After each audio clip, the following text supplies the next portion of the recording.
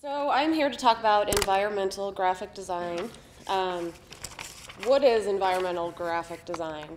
Well, if you look it up online, I'm going to read this word for word, so I might sound boring. Environmental graphic design is a design profession embracing many design disciplines, including graphic design, architecture, industrial design, and landscape architecture. Designers in this field are primarily concerned with the visual aspects of wayfinding, communicating identity and brands, information design, and shaping a sense of place. What that means to me, or how you could recognize that, would be retail environments, clothing stores, restaurants. Sorry, I have a cold. Banks, casinos, salons, etc. I happen to fall into the museum portion of this industry, which I had no idea existed until I just happened to stumble upon this fantastic job that I'm lucky to have. So in my area, I'm going to use the company I work for as a platform to kind of talk about museum graphic design, since 99% of my work is done for them. We work with zoos, nature centers, visitor centers, state parks, and all sorts of odds and ends type of clients to design these exhibits. Our place is composed of, I don't have enough room, graphic designers, exhibit designers, copywriters, management, of course, and then we have an entire shop full of fabrication staff that do woodworking, metalworking, paint, sculpting, etc. And I'll get on to some examples here. I'm gonna look up here. So I'm going to briefly go through our design process, since I thought that would probably be most applicable to you students. We have 3 primary phases of design, and I think a lot of people's design processes are similar. First one is schematic, where we decide what content we're going to talk about and what the theme of the thing is going to be. This is the shortest, quickest phase of design. Then we move on to the exciting part, which is design development. So we thumbnail like crazy. Like, you probably hate thumbnailing, and I know you do. But it's really, really important, and it's a quick way to get ideas out on the board. We throw these things to clients. They come back with feedback. I love it, I hate it, yada, yada, yada. We go on and hopefully come to a design harmony as far as what they're looking for and what best tells their story. In design development, wow, that looks really yellow. We also show them 3 graphic approaches for whatever subject matter they're talking about. So these are some quick concepts. They're not final. We try and show them 3 to 4 very different visual platforms for conveying their information. I wish that, as I walk through this, I wish I had the same project to show start to finish process, but unfortunately I don't. This is for a railroad museum in Nevada that we're working with right now. So this is in process, and this is where they're at. They have these looks in hand. They're hopefully going to come back and be like, I love that one, and we don't have to do any more work. Sometimes they come back and say, well, I like the font from this one, I like the imagery from this one, but I like the feel from that one. And we go back and forth, and we design additional looks. I think probably the least amount of concepts I've designed for one of our clients is 2, and they picked one and they loved it. On the other hand, I've gone up to like 12, because they get picky and whatnot, and they're always right. So we also give them a spec sheet with all this stuff. Let's see, and a floor plan. So on these floor plans, this one is very rough, but we go through and figure out where the graphics are going to be. This is a big picture.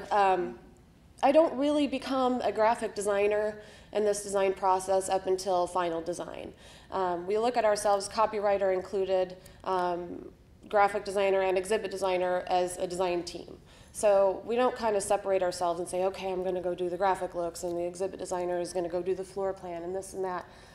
Sometimes our copywriter will even draw up stuff on a floor plan or on these rough thumbnails and whatnot. That happens through the first phase of design development. Second half of design development, we start to put some color on things, start to pick some finishes and whatnot, show them examples and drawings. We really like to keep things hand-drawn as much as possible. We feel like using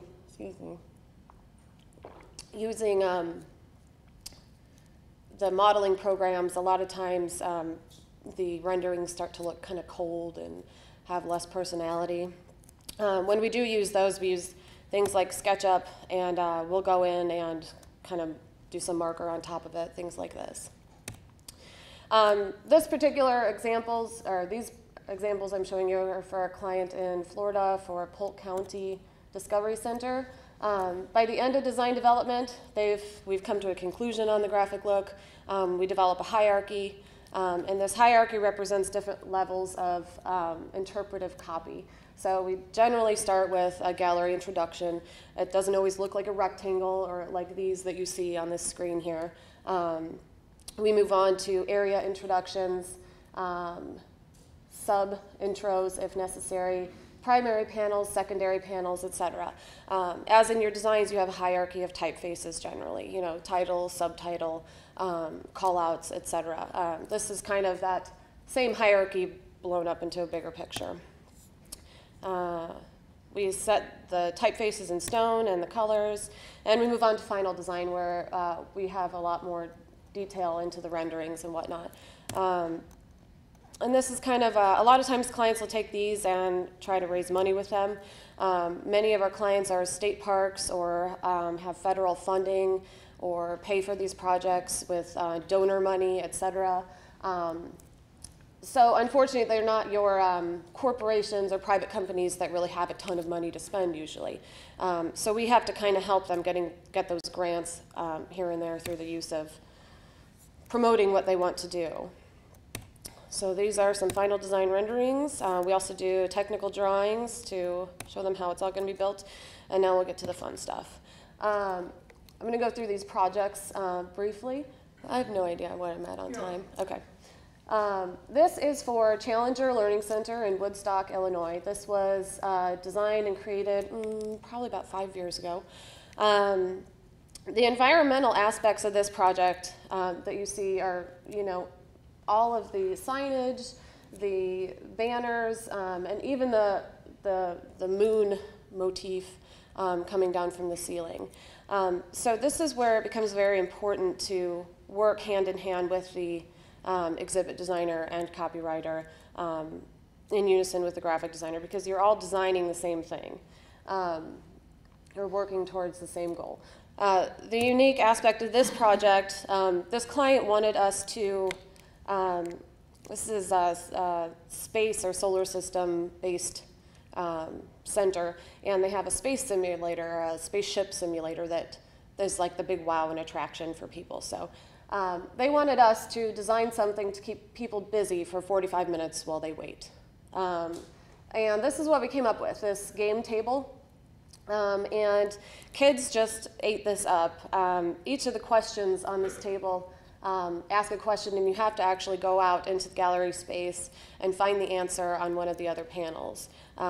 So that worked out very well, and we did succeed in keeping people busy that long. Another interactive that we incorporated here are, we call it the bowling ball wall.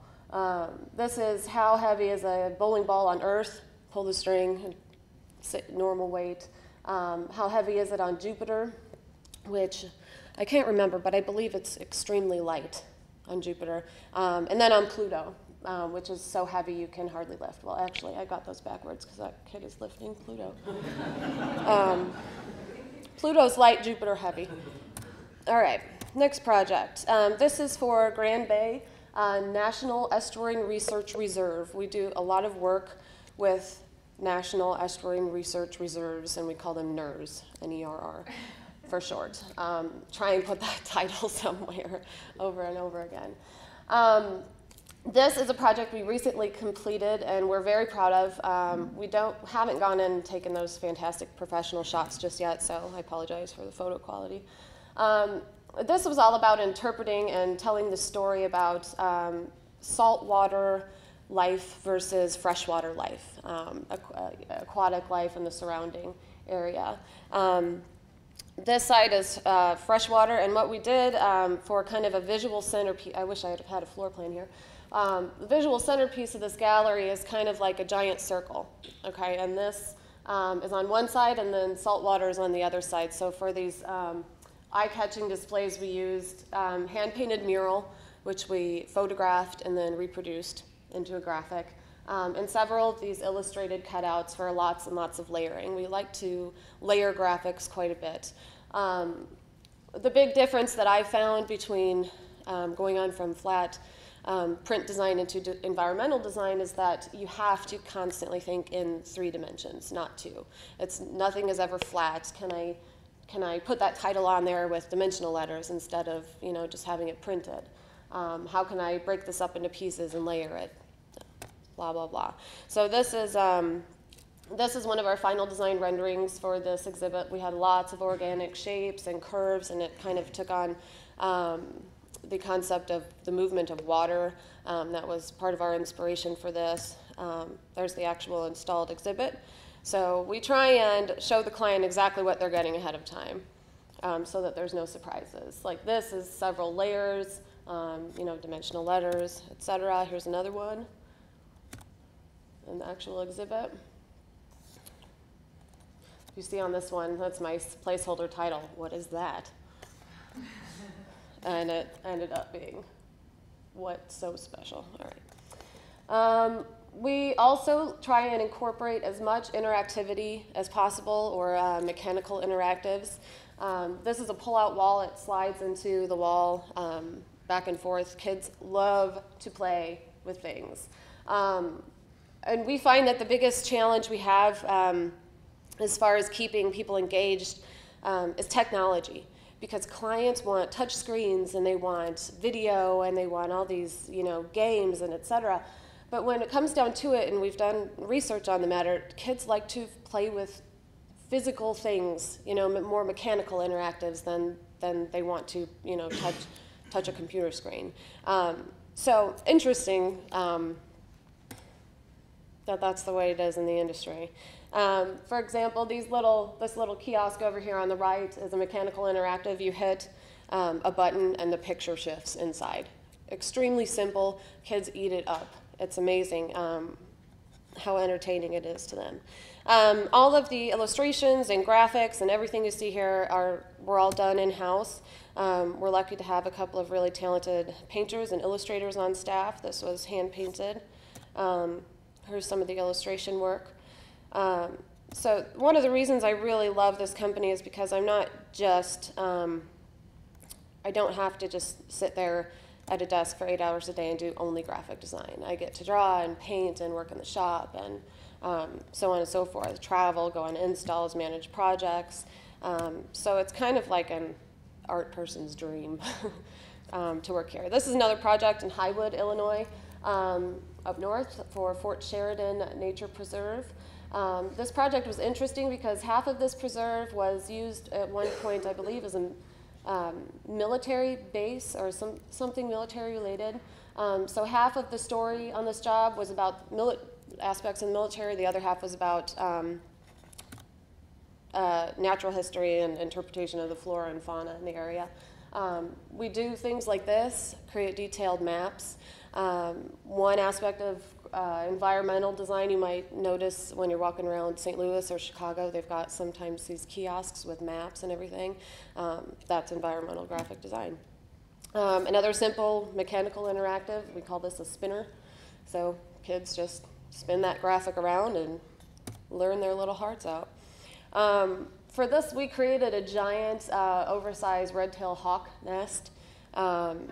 So this was like the big wow of this project.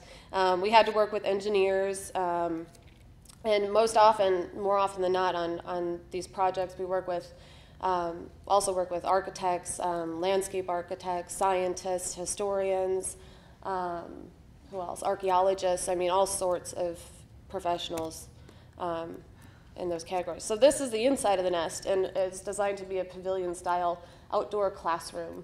And yes, those are giant eggs. We created a hawk viewer.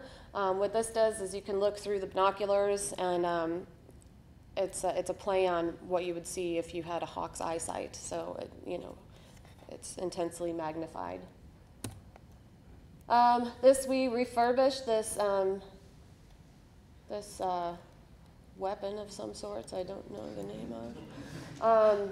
We found this used, and had to modify it as appropriate to be as authentic as possible to represent what was there back then. Here's another project we just completed in Coloma, California. This is for Marshall Gold Historic State Discovery Park, something like that, I believe. This is just one particular exhibit we did talking about the cultural history before the gold rush. Our subject matter is it can narrow down into probably 4 or 5 categories. One would be natural history. That would include geology, prehistory, natural history, flora and fauna, all sorts of stuff like that. Cultural history, more often than not, is interpretation about Native American and even like colonial America, early America. History, what did I do? Cultural, natural. Do a lot of stuff with military, which can be categorized probably into cultural history, but we make it its own category. And what's the other one? Science, like the solar systems you saw up here, and then all sorts of odds and ends. Like I said, we did a sculptural thing for Eli Lilly Pharmaceuticals. So I mean, it's all sorts of odds and ends stuff. We've done a lot of work with the U of I and done some displays for them. Our biggest forte, I guess, or the way this company started was they started out of a garage doing mail order artifact reproductions and grew from there. We have our forte is doing trees and ground forms. The ground forms is the actual rock that you see this life cast figure sitting on. This we had some video incorporated. Let's go through and show you the nice pictures. Had a lot of good ones. These we like to do, again, mechanical, simple interactives. This was a drawer you can pull out and view artifacts. This is in St. Louis, the federal courthouse. And the challenge with this project was designing an entire gallery space about law. It was really difficult to make it interesting for kids. So we did a lot of simple interactives. You touch the buttons and stuff lights up. We included some comics and illustration. Our president was extremely happy with the grand opening of this because Sandra Day O'Connor attended, and we got to meet her. So we use all different formats of graphics. Sometimes they're in video, sometimes they're on a wood panel, sometimes they're on plastic, sometimes we use clips to hang them up, sometimes we stick them up with high bond tape. These window ones here are static cling so that they're removable. There's all different, forms of producing these.